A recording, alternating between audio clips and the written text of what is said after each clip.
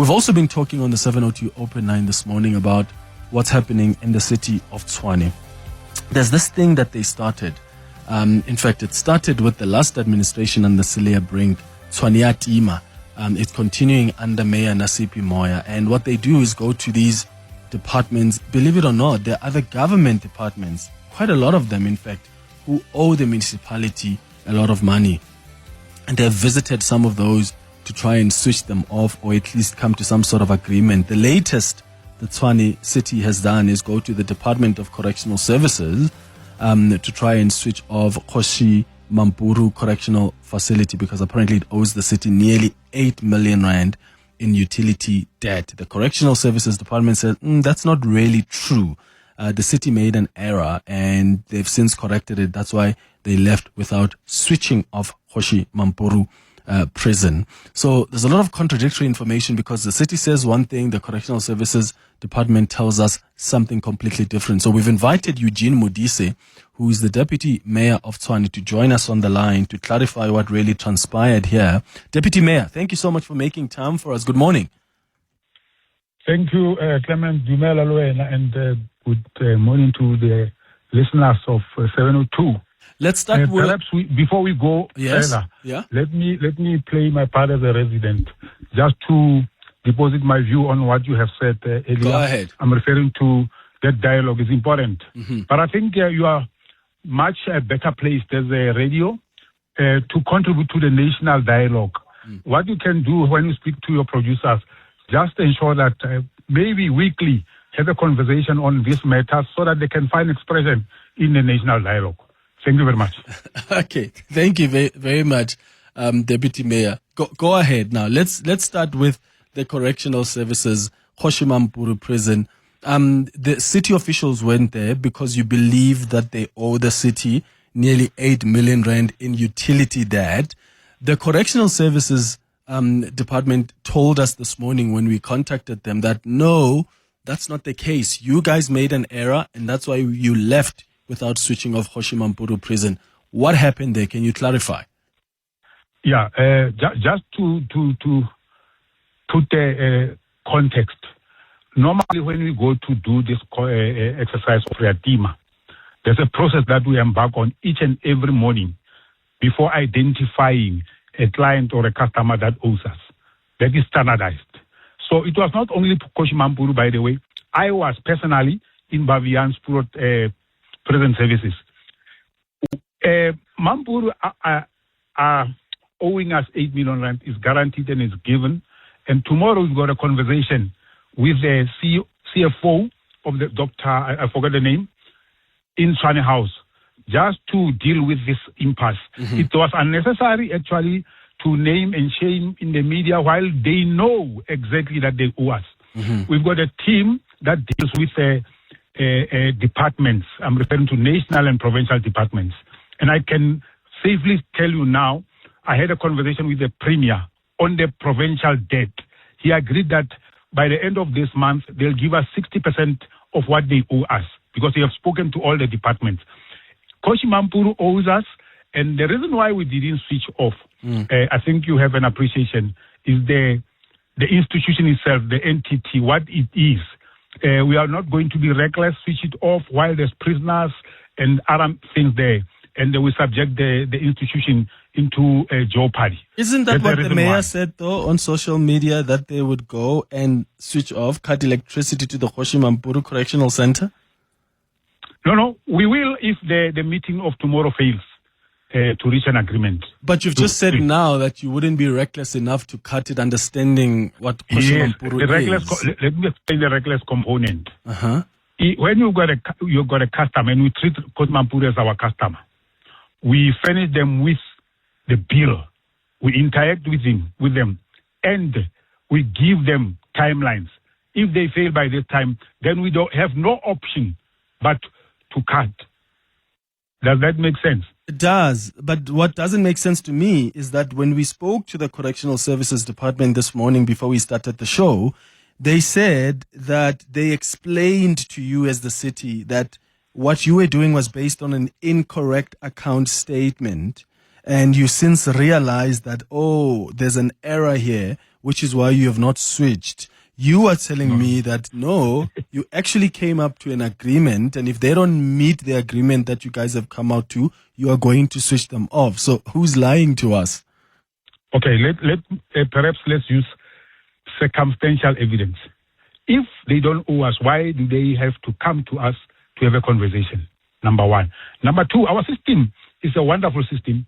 It calibrates the debts and all the customers each and every 24 hours.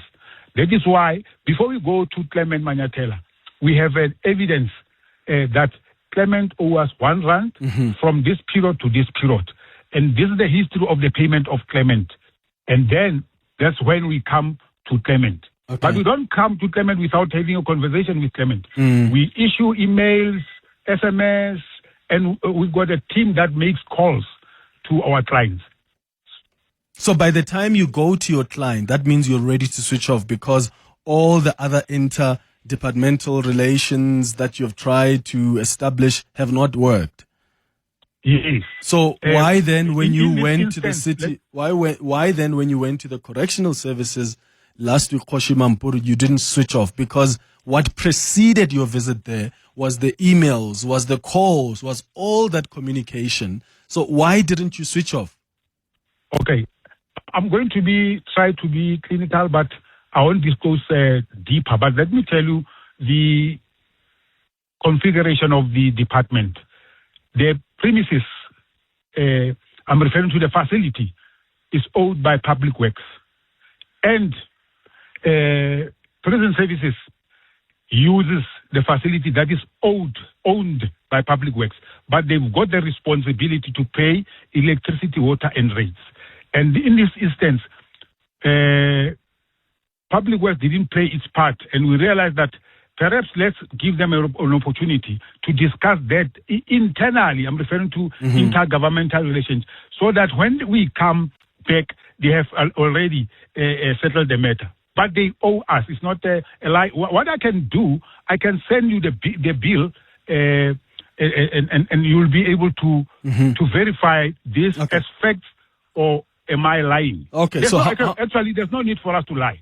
Okay, that would be great. Please, if you can share that. But please, can you advise what agreement have you come to now as we speak? How much will they need to pay, and what happens if they don't? Oh, okay. This is how we approach our capital debts. We sit down with them, and then there's two options. One is to settle because they are saying they've got money. I don't know whether it's a claim or whatever. They settle their account, and then we'll remove the interest instantly. Number two, they pay 50% of the debt, and we make an arrangement. That's how we are going to approach it. Okay, what have they agreed to do, though? No, we're meeting tomorrow, like I said. We're meeting tomorrow. Okay. Oh, so you're meeting tomorrow to agree on a settlement, and then if that is not met, that's when you're going to act? Yes. You'll be the first to be notified on the action subsequent to our meeting. Okay, cool. How has the campaign been going so far? Because it seems like there are a number of private businesses where we've seen the city posting pictures on social media where businesses are being switched off, but there are some government departments as well. I know you visited CETA, the SAPS College in Pretoria West, of course the Kgosi Mampuru Correctional Services as well, but the Department of Labor as well. Are there a lot of state institutions that have simply stopped paying for utilities? Yes, and it's strange because in terms of our understanding that each and every institution have got a CFO, and they've got managers in different districts or branches who are responsible for the day-to-day running of the institutions. So it's unfortunate. I don't know why they are doing this. And I'll cite one unfortunate incident, the Vescopis Hospital. When we do that exercise, they don't look at the gravity or the amount we are owed and the duration.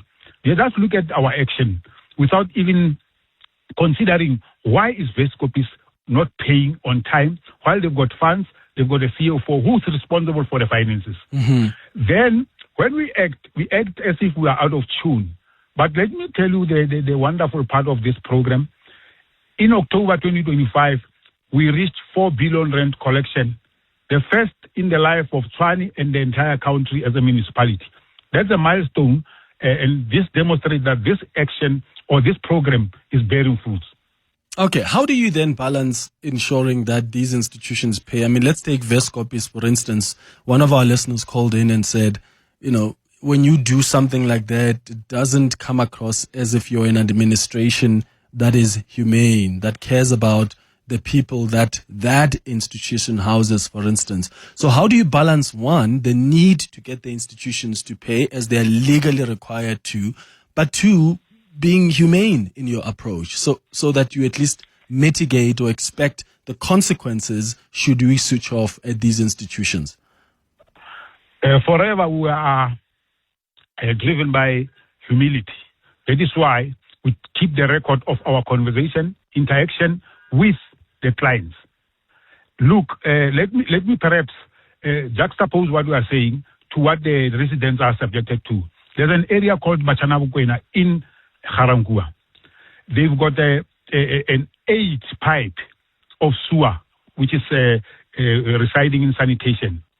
It burst. Now the schools have reopened. It cut across the school.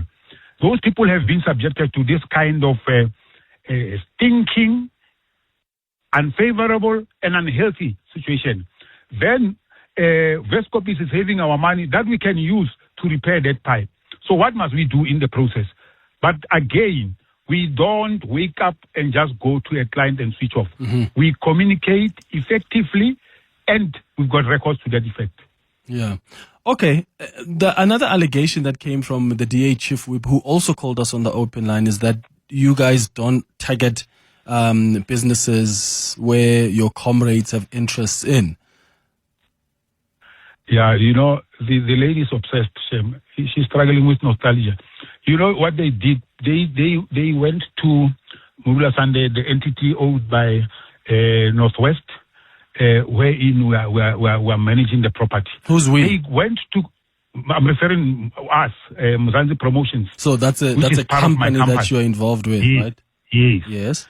Then in the process, they tried to relegate the responsibility of the Northwest Department to us because of they are forever witch hunting. And unfortunately, they found that we don't have a contract or the account in the municipality. And what I did... Don't you own the Northwest Housing Corporation over 12 million rand for the rental of the Murulasan property? No. And actually, you are helping me just to clarify this on air. When we entered into agreement, there were things that were supposed to be honored by Northwest Housing Corporation. Mm-hmm. And by then, they didn't have money. We used our money from our pockets to conduct renovations and the likes. And the worst was the roofing. The roofing was leaking because it was old and bad. And we invested a lot of money in that, and they were supposed to reimburse us. But in the process, they couldn't. That is why now the matter is before court, sub judice. But let me just finalize what I was trying to state. We found that the water owed to the city was 800,000 rand, which is not in our account. And in our agreement, we are not responsible for water. We are responsible for security, maintenance, and the likes. But we paid 400,000, and we made agreement so that we can settle that, just to quell the tension, which is unnecessary actually, because they forever want to appear as if they understand.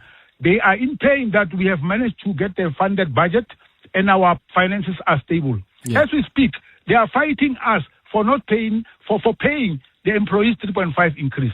Imagine employees not getting increase for 4 years. Their salaries have been eroded by many things. Now they are angry and they have spent at the cost. Actually, they were supposed to pay 400 million rand by then as the agreement of bargaining council. Now we are going to pay 1.8 billion rand, and we are prepared to pay it.